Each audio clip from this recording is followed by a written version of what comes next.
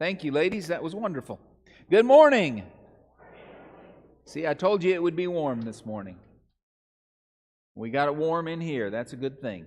We're glad that you're here. We are extremely thankful for several of our men and a couple ladies that came and helped us, well, a week ago even, getting the snow off the parking lot to begin with, and then the ice on Friday night and Saturday. So we could be here today, and we're appreciative of them. We're glad that you're here this morning, and thankful that you braved the cold to come on out and join us. If you're a guest with us, we're extremely grateful for your presence. Look forward to getting to know you better. You should have been given a bulletin when you came in. Inside that bulletin are upcoming announcements and activities that you'll want to be aware of. If you are a guest, if you'd take a minute, there is a connection card attached to that bulletin that is perforated, so you can tear that off pretty easy. If you'd fill that out, let us know you're here. Later in the service, we'll be taking up a morning offering. That's the time when our members give their tithes and offering for the support of the ministries here at First Baptist. If you're a guest, we would invite you to join us in that time of worship by placing that connection card in the offering plate as it comes by. If you'd like some information about different ministries or activities, you can write that on the card, and we'll get that to you as soon as we can. You'll also notice on the back there is a place for prayer requests. If there's anything going on in your life or your family's life that we can be praying about, please share that with us. We take those very seriously. We take those cards and pray over them regularly, and look forward to God's answer to each and every one of those prayers. So let me open us with a word of prayer this morning and begin our worship service together. Father God, as we come before you today, we are grateful for another opportunity to worship and celebrate you. You have the seat of authority. You have the seat of honor here this morning. We have gathered together to worship and praise you, Lord. So find us faithful in our worship. We thank you for each one here. We thank you for what you're doing in their lives. And we just ask right now that you begin to prepare our hearts and minds even now for what you have to say to us today. As we lift our voice in praise and adoration to you, may the songs that we sing speak to us, but may they honor and glorify you even more. And Lord, may your word penetrate our heart and our mind, that when we leave this place today, we will be changed and different because of your hand upon our life and what you have to say to us. Be glorified in the faithful worship of your people now. We ask in Jesus' name. Amen. Mike? To his presence.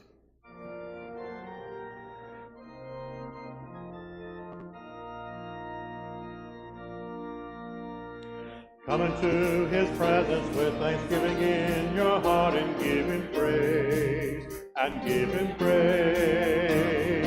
Come into his presence with thanksgiving in your heart, your voice is raised, your voice is raised. Give glory and honor and power unto him, Jesus, the name above all names. Come into his presence with thanksgiving in your heart and give him praise, and give him praise. Come into his presence with thanksgiving in your heart, your voice is raised, your voice is raised. Give glory and honor and power unto him, Jesus, the name above all names. Majesty, worship his majesty. Unto Jesus be all glory, honor, and praise. Majesty, kingdom, authority, flow from his throne unto his own, his anthem raise. So exalt, lift up on high the name of Jesus. Magnify, come glorify Christ Jesus the King. Majesty, worship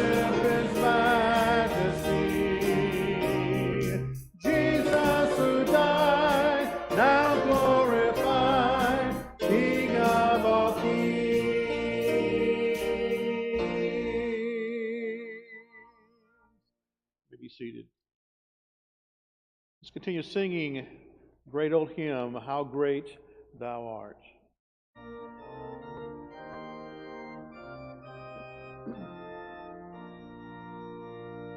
O Lord my God, when I in awesome wonder consider all the worlds thy hands have made, I see the stars, I hear the rolling thunder, thy power throughout the universe display. Then sings my soul, my Savior God, to thee. How great thou art, how great thou art. Then sings my soul, my Savior God, to thee. How great thou art, how great thou art. When through the woods and forest glades I wander, and hear the birds sing sweetly in the trees. When I look down from lofty mountain grandeur, and hear the brook and feel the gentle breeze, then sings my soul, my Savior God, to thee. How great thou art, how great thou art. Then sings my soul, my Savior God, to thee. How great thou art, how great thou art. And when I think that God his Son thus sparing sent him to die, I scarce can take it in, that on the cross my burden gladly bearing, he bled and died to take away my sin. Then sings my soul, my Savior God, to thee. How great thou art, how great thou art. Then sings my soul, my Savior God, to thee. How great thou art, how great thou art. When Christ shall come with shout of acclamation and take me home, what joy shall fill my heart. Then I shall bow in humble adoration and there proclaim, my God, how great thou art. Then sings my soul, my Savior God, to thee. How great thou art, how great thou art. Then sings my soul, my Savior God, to thee. How great thou art, how great thou art. The splendor of the King, clothed in majesty, let all the earth rejoice, let all the earth rejoice. He wraps himself in light, and darkness tries to hide. It trembles at his voice. it trembles at his voice. How great is our God! Sing with me, how great is our God, and all will sing how great is our God.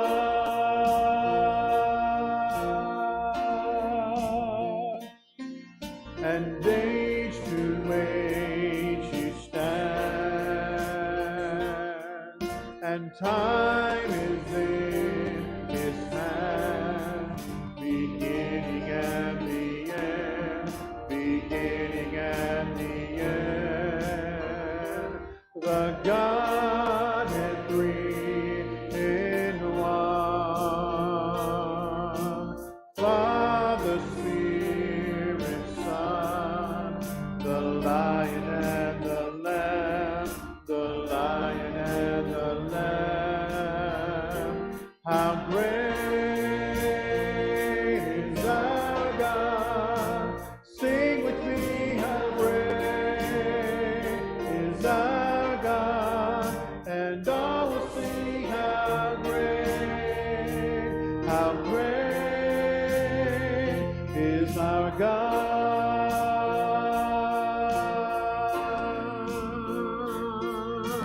Name above all names, worthy of all praise. My heart will sing how great is our God.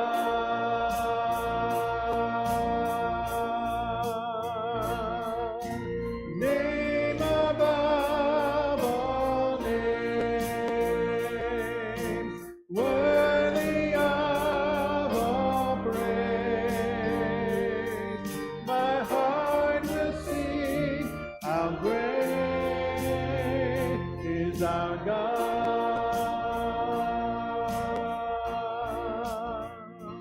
How great is our God! Sing with me, how great is our God, and all will sing how great is our God.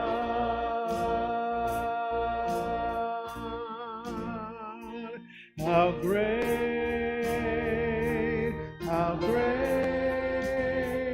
is our God.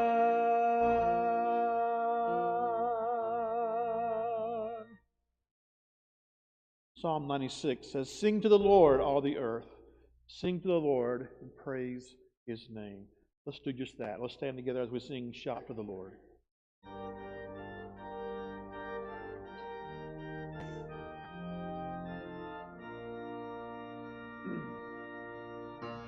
My Jesus, my Savior, Lord, there is none like you. All of my days I want to praise the wonders of your mighty love.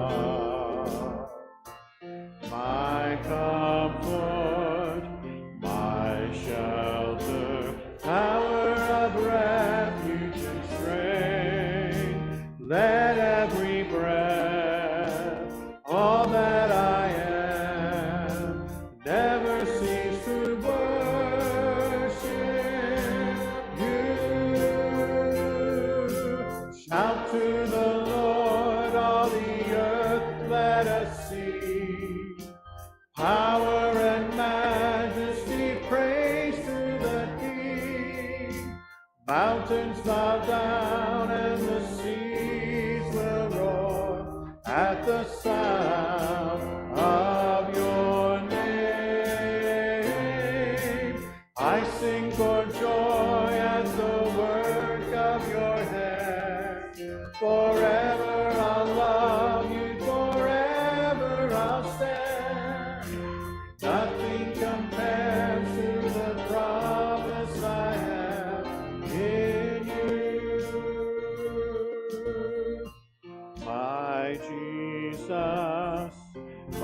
my Savior, Lord, there is none like you. All of my days I want to praise the wonders of your mighty love. My comfort, my shelter, tower of refuge and strength, let every breath, all that I am, never cease to worship you. Shout to the Lord, all the earth, let us sing. Power and majesty, praise to the King. Mountains bow down and the seas will roar at the sound of your name. I sing for joy at the work of your hands. Forever I'll love you, forever I'll stand. Nothing compares to the promise I have in you. Father, as we come before you today, Father, we come giving back our tithes and offerings from all the blessings that you've given to us. We pray that you would use these tithes and offerings and gifts today, Father, to further your kingdom's work. In Jesus' name I pray.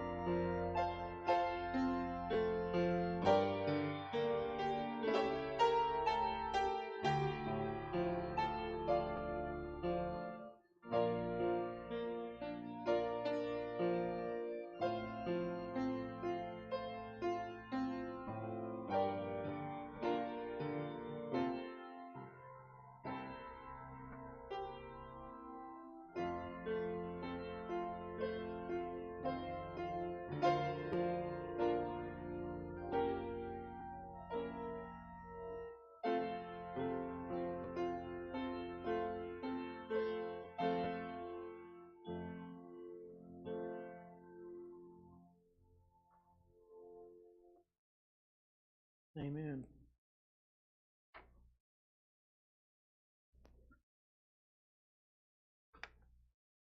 I invite you to sing Above All.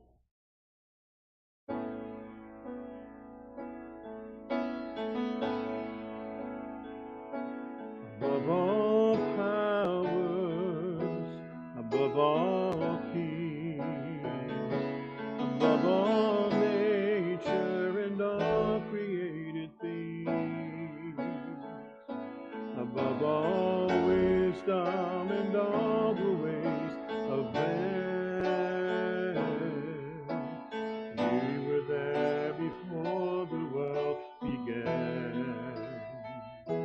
Above all kingdoms, above all thrones, above all wonders the world has ever known, above all wealth and treasure of the earth, there's no way to measure what you're worth. Crucified, laid behind a stone, He lived to die, rejected and alone, like a rose trampled on the ground. You took the fall and thought of me above all powers, above all kings, above all nature and all wisdom and all the ways of man, you were there before the world began. Above all kingdoms, above all thrones, above all wonders the world has ever known, above all wealth and treasure of the earth, there's no way to measure what you're worth. Crucified, laid behind a stone, You lived to die, rejected and alone, like a rose trampled on the ground. You took the fall and thought of me above all, like a rose trampled on the ground. You took the fall and thought of me above all.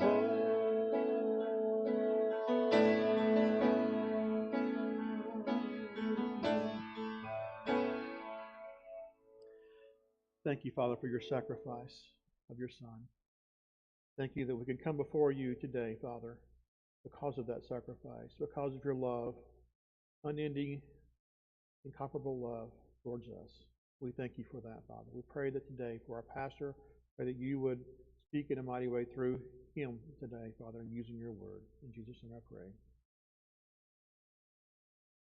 Thank you, Mike. Okay, pop quiz time. You haven't had one of those in a long time, have you? Time for a pop quiz. There are 10 commandments that God gave the children of Israel through Moses. What is commandment number 6? Keep going through them. Process through. Number 6.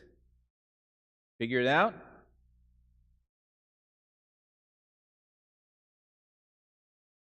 I don't see anybody overly confident to just jump out and shout it out at the top of their lungs. Well, for some of you, you are right. It is thou shalt not murder. Thou shalt not murder. Have you ever stopped to consider why? You may think that an odd question for me to ask.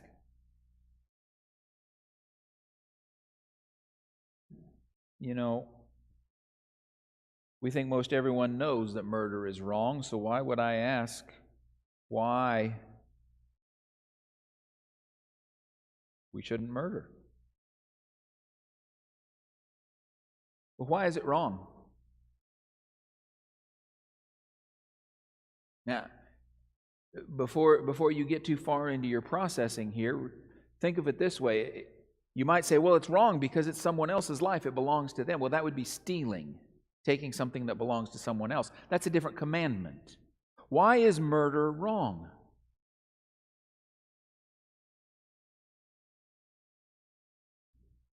Of all the reasons you could come up with, the most important reason that you should not murder is because human life is precious to God.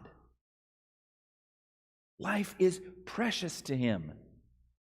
That's why we're given a commandment, thou shalt not murder. I would ask you this morning to consider the world's price tag on life. What does the world see as the value of life? Well, let me give you a couple of illustrations that may help us in that determination. In times past, those who were in the twilight of their lives were treasured for their heritage and for their knowledge that they had obtained throughout their long life. Today's society sees more benefit in using those individuals in the twilight of their years as pawns in scare tactics for elections than pursuing any knowledge they may have or understanding a heritage that they pass on. Now, in these days, we even give consideration to weighing the expenses of medical treatment in relation to the worth of a life for those same people. I'll be honest, it's appalling to me that we have any question as to whether someone's quality of life is worthy of receiving medical treatment just because they may be older or nearing the end of their life. Now, if you want to make that for yourself, I have no problem with that. I have dear friends who have gotten to the point in their life where they're dealing with cancer and the treatment and the difficulty they have with that treatment gets to the point where even with the treatment it's not going to benefit them that much, and they make a decision not to pursue that treatment any farther. I have no problem with that. I do, however, have a problem if you and I as a society decide to start evaluating whether someone else can receive that treatment because we make a judgment on whether it's worth it or not.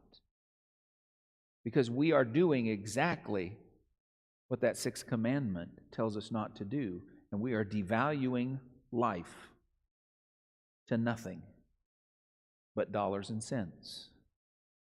And that's not what God intends. That's not why God created us. That's not His view of your value. In times past, abortion was limited to accidental situations of extreme circumstances, while today, its justification is based on inconvenience in life of a woman. Now, ladies, please hear me. I am not attacking any of you. But isn't that the statement that we're given? It's a woman's body, and she should be able to do exactly what she wants to do with it. And what abortion has become today is a situation of dealing with inconvenience that I don't want. That's all it is. Days gone by, the value of life was a little more pricey than what our society looks at it today. Let me ask you this.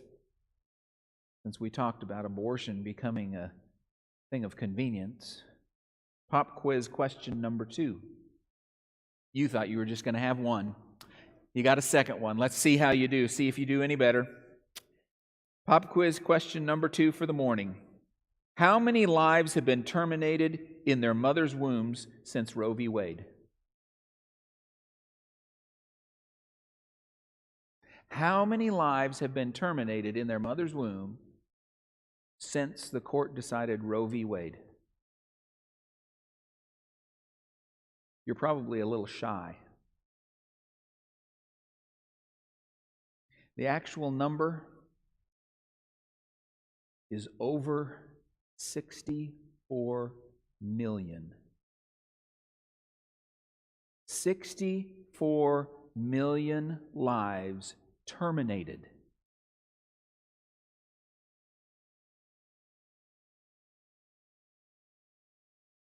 And that's a conservative number. Have you ever wondered what those lives were meant to be and to do in God's plans? The title of our message today comes from Genesis 4, a conversation between God and Cain. After Cain had killed his brother Abel, God asked, "Where is Abel, your brother?" To which Cain lied, "I don't know. Am I my brother's keeper?" See, today is the Sanctity of Human Life Sunday, and I want us to consider the value of life. Life is more than flesh and blood. In Genesis 2:7, it says that the Lord God formed man of the dust from the ground. But that physical form was not life.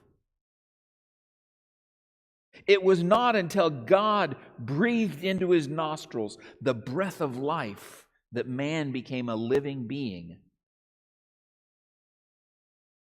The value of life is about more than flesh. The value of life is about more than the quality of this fleshly existence that we have. In the society we are living in, I believe there are 3 areas that you and I need to recognize the value we put on life by how we treat these areas. These are areas that are evident in our society of the value we place on life. Evaluate where you stand on the value of life by where you stand in these 3 areas. Area number 1 is abortion. Now, I can tell you, having studied a great deal of the workings of our nation, while this is an issue in politics that is a hot-button issue a lot of times, I'll tell you what I know and what I have discovered. I have discovered that those who have a firm stance on life and that abortion is the taking of a life are pretty conservative in most areas of their thought process. It's one of those key issues that says a lot about a person, and it says a lot about you and I as well. What God has knit together in the womb, does that have value? Because that is life. That's a decision we have to make. And if you look at your opinion on that, It will communicate a great deal on the value you place on the life that God has created. Now, let me just take a moment here, because this can be a difficult subject to talk about.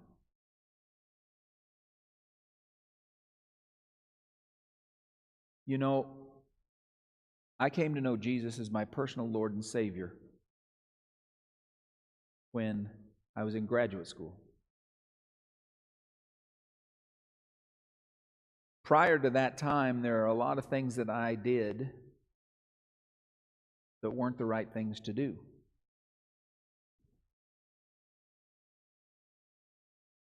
And the reality of our society today and where we are is that even in the area of abortion, there may be a little history there with somebody even in this room.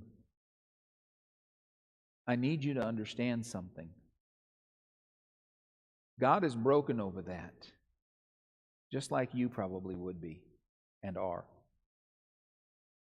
But God will forgive and move forward if you'll embrace Him and His understanding of life.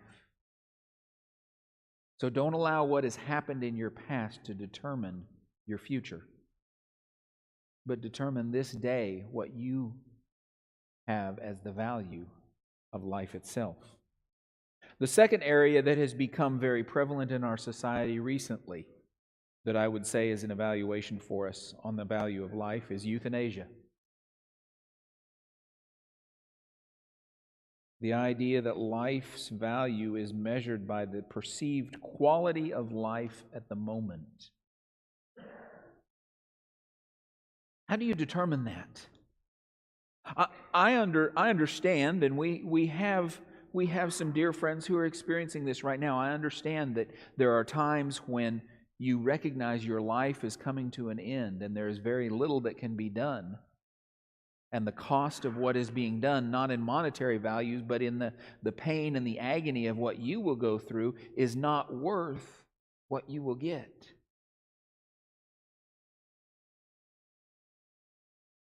You know, I guess I remember, though it wasn't a situation for my family to really consider this, but to a certain extent, the doctor that my dad was seeing several years ago kind of took this approach. He determined that whatever Dad had, he really couldn't do anything about, so he put him on hospice, put him in a hospital bed in the living room of my parents' home in Colorado, and basically said, he's got a little bit of time, enjoy what you can. And the fight for life at that point, from that doctor's perspective,